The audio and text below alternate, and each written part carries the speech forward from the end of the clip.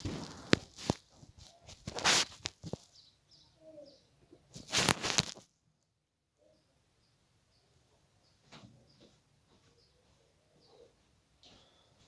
वालेकुम dear students. हम लोग डिस्कस कर रहे हैं the God of the underworld. हम लोगों ने इसके ऑलरेडी 4 पार्ट डिस्कस किए हैं, जो कि ये वीडियो लेक्चर बहुत ही कम टाइम का होता है, इसलिए इसको ज़्यादा टाइम लगता है पढ़ने में। कल हमने पढ़ा कि आगा शाहिद अली की जो शायरी थी या उसकी जो बातचीत थी, उसमें हमेशा हमें कश्मीरी पंडितों का जिक्र मिलता था। आगा शाहिद अली के बारे में हम लोग पढ़ रहे हैं। हमें हर जगह उसके कन्वर्सेशन में भी और उसकी पोइट्री में भी कश्मीरी पंडितों का जिक्र मिलता है, क्योंकि उनका इसकी लाइफ पे बहुत गहरा असर था। वो उनको कहता भी है एक पोएम में कि आप क्यों चले गई, अभी आपको यहाँ रहना था, मुझे परफेक्ट करना था। अब मैं आपका गुनहगार हूँ, मैं आपको कैसे माफ़ी मांग सकता हूँ, मैं तो माफ़ी के लायक भी नहीं हूँ। काश आप यहाँ होते तो पता नहीं मेरे हाल क्या होता, मैं कितना अच्छा बना होता। आज हम इसी चीज़ को आगे बढ़ाएंगे। Once in conversation, he told me that he also loved Bengali food. I protested, but Shahid, you have never ever been to Calcutta. Amitabh Ghosh कहता है एक बार मुझे आगा शाहिद ने कहा कि मुझे बंगाली खाना बहुत पसंद है। जो बंगाली खाना होता है वो मुझे बहुत पसंद है, लेकिन मैंने उसको यहाँ से प्रोटेस्ट किया। मैंने उससे कहा शायद आप तो कभी कलकत्ता गए ही नहीं हो, आप कैसे ये कहते हो कि मुझे बंगाली खाना पसंद है। यहाँ पे लिखा है कलकत्ता, फिर इसका नाम चेंज करके कोलकाता हो गया। वहां की सिटी है, वहां के जो लोग हैं उनको बंगाली कहते हैं, वो बंगाल स्टेट से है। तो ये सिटी है वहाँ की, मतलब ये क्या बोलते हैं, कैपिटल सिटी है कोलकाता। तो बंगाल स्टेट है, वहाँ का खाना मुझे बहुत पसंद है। तो मैंने उससे कहा आप तो कभी गए ही नहीं वहाँ पे, आपको कैसे पसंद है। No, he said, but we had friends who used to bring us those things that you didn't know about everywhere in the country. What I say is, why can't you be happy with the cuisines and the clothes and the music and all these wonderful things? He pushed and added softly, at least here we have been able to make a space where we can all come together because of the good things. वो कहता है हाँ ये सच है, मैं कभी बंगाल नहीं गया हूँ, मैं कभी कलकत्ता नहीं गया हूँ, लेकिन वहाँ के मेरे कुछ दोस्त थे। जब हम एक साथ रहा करते थे तो वो हम सब लोग अपने अपने रीजन के, अपने अपने स्टेट के खाने बना के लाते थे। तो हम सब ने चख लिया कि किस स्टेट में कैसे कौन सा खाना बनता है। इस तरह मुझे पता है। मैंने उससे कहा कि आप नहीं गए हो, आप क्यों कंटेंट नहीं रहते हो अपने इन चीज़ों के साथ जो आपके जिनके साथ आपको मोहब्बत है, म्यूज़िक है, खाना है वगैरह। वो उसने कहा नहीं, हम एक जगह ऐसे आ गए हैं जहाँ पे हमें चाहिए कि हम अपने इन चीज़ों को शेयर करें एक दूसरे के साथ, ताकि हमें पता चले हमारे मुल्क में जो यूनिटी इन डाइवर्सिटी है वो कैसी है। Of the many good things in which he took pleasure, none was more dear to him than the music of Begum Akhtar. He had met the great ghazal singer when he was in his teens through a friend, and he had a fund of stories about her sharpness in repartee. और एक चीज थी जिसका शाहिद बहुत दिल दादा था, वो थी गजल गायक जिसका नाम था बेगम अख्तर। बेगम अख्तर बहुत ही मशहूर गजल गायक थी। इनका वो बहुत बड़ा फैन था। आगा शाहिद अली बेगम अख्तर से मिला है अपने बचपन में, टीन एज में, एक दोस्त के जरिए। तब से लेके अब तक आगा शाहिद अली बेगम अख्तर के बारे में बहुत सी अच्छी अच्छी बातें बोलता है, क्योंकि वो उसकी एक चीज से खास मुतासिर हुआ था। बेगम अख्तर की एक चीज से खास मुतासिर हुआ था। वो चीज क्या थी? That's called repartee. मतलब वो बेगम अख्तर जो थी वो हाजिर जवाब थी, यानी उसको यहाँ से कुछ पूछो वहां से जल्द जवाब। ये सोचना वोचना, फिर आराम से सोचना, फिर क्या बोलूं क्या नहीं बोलूं, जैसे लगता था उसको मालूम है पूछने वाला क्या पूछने जा रहा है, वो वहां से जवाब दे रही थी। तो कह रहे वो बहुत बार उसका जिक्र किया करता था बेगम अख्तर का, कि देखो कैसे मैं उससे मिला, वो कैसे हाजिर जवाब औरत थी, वो कैसे जल्दी बोलती थी वहां से। Shahid was himself no mean practitioner of repartee. On one famous occasion at Barcelona airport, he was stopped by a security guard. Just as he was about to board a plane, the guard, a woman, asked, "What do you do?" अब देखिए शाहिद साहब खुद भी कितने हाजिर जवाब थे। वो सिर्फ बेगम अख्तर को ये हाजिर जवाब नहीं मानते थे, असल में वो खुद हाजिर जवाब थे। वो खुद जल्दी जवाब देने वाले बंदे थे। वो मतलब ऐसा सोच के कि आदमी जो था, जो पूछने वाला है, वो सोच रहा है यार मैंने पूछा क्या और ये बता क्या रहा है, मगर जवाब ऐसा है कि बिल्कुल ठीक ही लग रहा है, कोई गलत बात नहीं बता रहा है। ये खुद भी एक ऐसा बंदा था जो हाजिर जवाब था। कहते हैं एक बार ये बार्सिलोना एयरपोर्ट पे इसको चढ़ना था, जहाज में कहीं जाना था, इसको घर आना था, कहीं और जाना था, ये स्पेन की बात है। तो कहता है वहां पे एक सिक्योरिटी गार्ड थी, एक औरत थी, तो उसने उससे पूछा, मतलब ये सिक्योरिटी गार्ड ने उससे पूछा चेक करते हुए जाते हुए, स्टॉप जहाज में जाते हुए, आप क्या काम करते हैं, मतलब आप करते क्या हैं, व्हाट आर यू, मतलब जैसे हम पूछते हैं किसी से आप क्या काम करते हैं, कोई कहता है टीचर है, कोई कहता है डॉक्टर है, कोई कहता है जिम्मेदार है, कोई कहता है कुछ और है। तो इसी तरह उससे पूछा गया व्हाट आर यू डूइंग, आप क्या कर रहे हैं, व्हाट डू यू डू, क्या कर रहे हो। तो शाहिद ने क्या जवाब दिया, I am a poet. Shahid answer, मैं शायर हूँ। यानी असल में इसको बोलना था कि आप मतलब काम क्या कर रहे हैं। अगर ये बोलता है यहाँ से मैं प्रोफेसर हूँ, मैं टीचर हूँ, मैं लेक्चरर हूँ, तब तो ठीक थी, लेकिन इसने क्या कहा, मैं शायरी करता हूँ, मैं शायर हूँ। अब ये भी तो ठीक जवाब है, लेकिन उसने पूछा था एक तरीके से, इसने जवाब दिया दूसरे तरीके से। And what were you doing in Spain. तो उसने कहा अच्छा शायर हो, स्पेन में क्या कर रहे थे, यहाँ पे क्या कर रहे थे। अब शायद का जवाब सुनिए, राइटिंग पोइट्री, मैं तो यहाँ भी शायरी लिखता था, मैं तो यहाँ पे भी शायरी ही करता था, और क्या करता, मैं तो शायर हूँ, शायरी ही करता हूँ। No matter what the question, Shahid worked poetry into his answers. Finally, the exasperated woman asked, "Are you carrying anything that could be dangerous to the other passengers?" At this, Shahid clapped and a hand to his chest and cried, "Only my heart." अब देखिए शाहिद साहब हर एक सवाल के जवाब में शायरी को लाते थे। यानी इससे कुछ भी पूछते तो ये शायरी के अंदाज में और शायराना ही जवाब देते थे।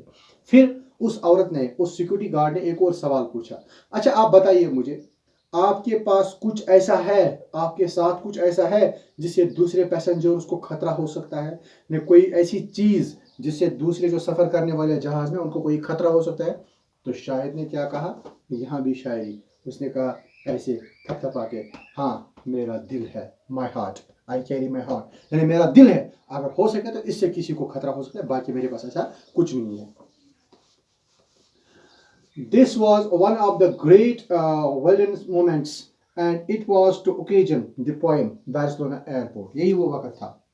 इसके बाद शाहिद अली ने वो एक पोएम भी लिखी जिसका नाम रखा बार्सिलोना एयरपोर्ट।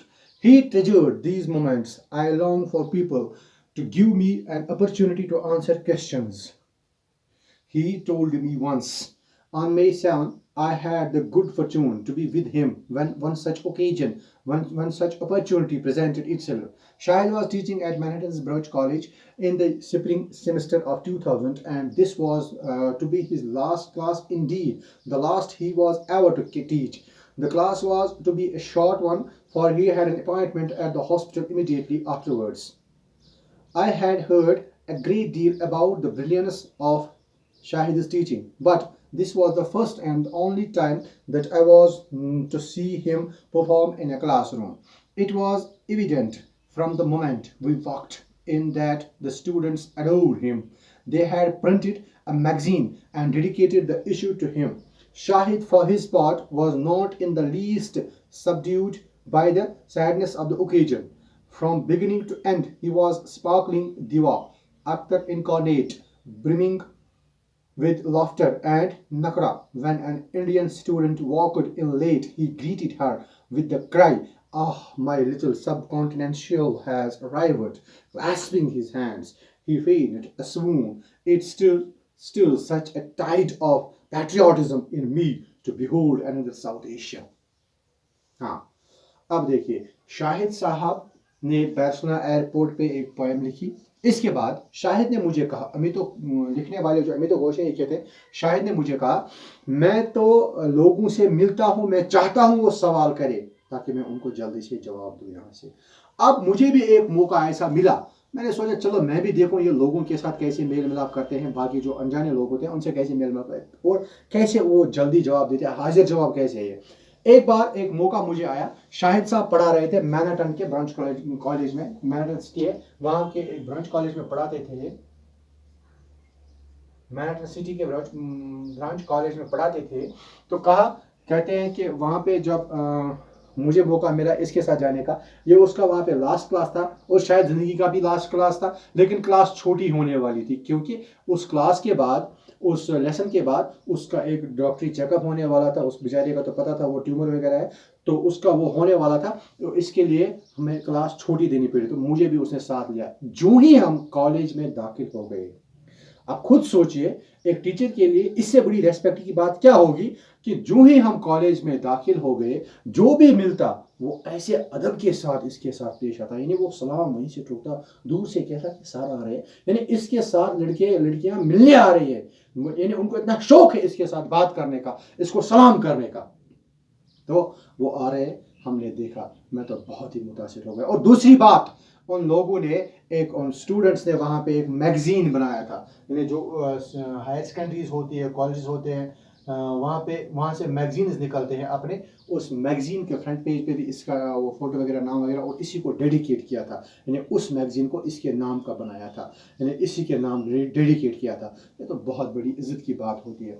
कहते हैं फिर जब हम गए क्लास में, तो वहाँ पे मैंने क्या देखा, शाहिद साहब पढ़ाते हैं जैसे मतलब एक गायक आ रहा है दिवा, जैसे वो गा रही हो क्लास में, उसी परनावा की आम फाम पढ़ क्लास में परनावा पाचु बोर गसा बच, फिर बच्चा सोचता है कभी क्लास खत्म होगी दफा जाएगा, मैं भी जाऊंगा और ये टीचर भी चला जाएगा, जैसे हमने पढ़ा वो लास्ट लेसन ऑफ ऑप्टोनडीस लॉरेंस का कि when will the bell ring and and this weariness, वो सब चीजें इसकी क्लास में नहीं होती थी। जैसे दिवा गा रही थी क्लास में, और खुद सोचो बेगम अख्तर जैसे इसके अंदर कूट कूट के भरी हुई थी, यानी ऐसे वापस जवाब देना, ऐसे वापस वो अल्फाज इस्तेमाल करना बच्चों के साथ, और हंसते खेलते, ये मालूम होते हुए कि दिन चंद है, गिने हुए दिन है क्योंकि बीमारी बहुत बढ़ चुकी है,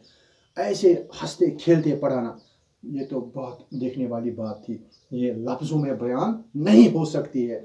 इतना अच्छा पढ़ाते थे, इतनी अच्छी मेहनत के साथ, इतनी अच्छी लगन के साथ क्लास लेते थे। और उसके बाद एक इंडियन लड़की जो वहाँ पे पढ़ती थी उस कॉलेज में, वो लेट आई कॉलेज।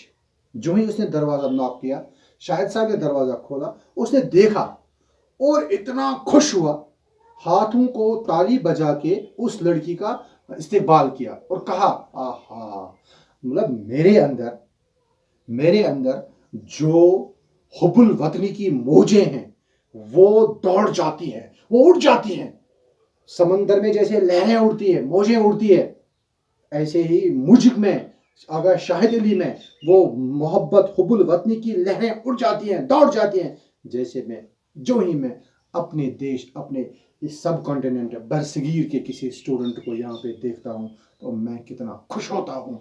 जैसे समंदर में लहरें उठती है, वैसे मुझ में भी वो हुब्बुल वतनी की लहरें उठती हैं और मुझे भी अपने वतन की बहुत याद आती है और मैं अपने वतन को अंदर ही अंदर बहुत मिस करता हूँ। ये देखिए, ये हुब्बुल वतनी का जज्बा होता है। एक हो गया दिखाना, दूसरा हो गया हकीकत में होना। इसके बाद his time at Penn State he remembered with unmitigated pleasure. I grew as a teacher, unmitigated pleasure. I grew as a teacher, a reader. I grew as a poet. I grew as a lover. He fell in with a vibrant group of graduate students, many of whom were Indian. This was, he often said, the happiest time of his life. Later, Shahid moved to Arizona to take a degree in creative writing. This, in turn, was followed by a series of jobs in colleges and universities. Hamilton College, the University of Massachusetts, at Amherst, and finally the University of Utah in Salt Lake City, where he was appointed professor in 1999. He was on leave from Utah doing a brief stint at New York University when he had his first blackout in February 2000. अब देखिए, Penn State में इसने वक्त गुजारा, कहता है वहाँ पे मैं एक लीडर के तौर पे उभरा हुआ हूँ, वहाँ पे मैं एक शायर के तौर पे उभरा हूँ, वहाँ पे मैं एक लवर के तौर पर उभरा हूँ, हिंदुस्तानी बच्चों के साथ वहाँ पे रहा, लड़कियाँ थी, उनके साथ मुझे बहुत गहरी मोहब्बत हो गई, और वो वक्त जो है मेरी ज़िंदगी का सबसे कीमती वक्त था, सबसे यादगार वक्त है। और वहीं से फिर शाहिद साहब एरिज़ोना चले गए, वहाँ पे उन्होंने क्रिएटिव राइटिंग में डिग्री ली। उसके बाद उनको बहुत से जॉब्स मिल गए, बहुत सी यूनिवर्सिटीज़ में, हैमिल्टन कॉलेज में, यूनिवर्सिटी ऑफ मैसेचुसेट्स में और यूनिवर्सिटी ऑफ वुड में पढ़ाने के बाद दौरान ही उसने एक छोटी सी लीव ली थी कुछ एक्स्ट्रा पढ़ने के लिए। तो उसी दौरान इसको सब पहला वो चक्कर आ गया, वो ब्लैक आउट आ गया, यानी जिससे फरवरी 2000 में, जिससे पता चला कि इसको अब ट्यूमर है। तब तक इसको अपनी बीमारी का पता नहीं था। बाकी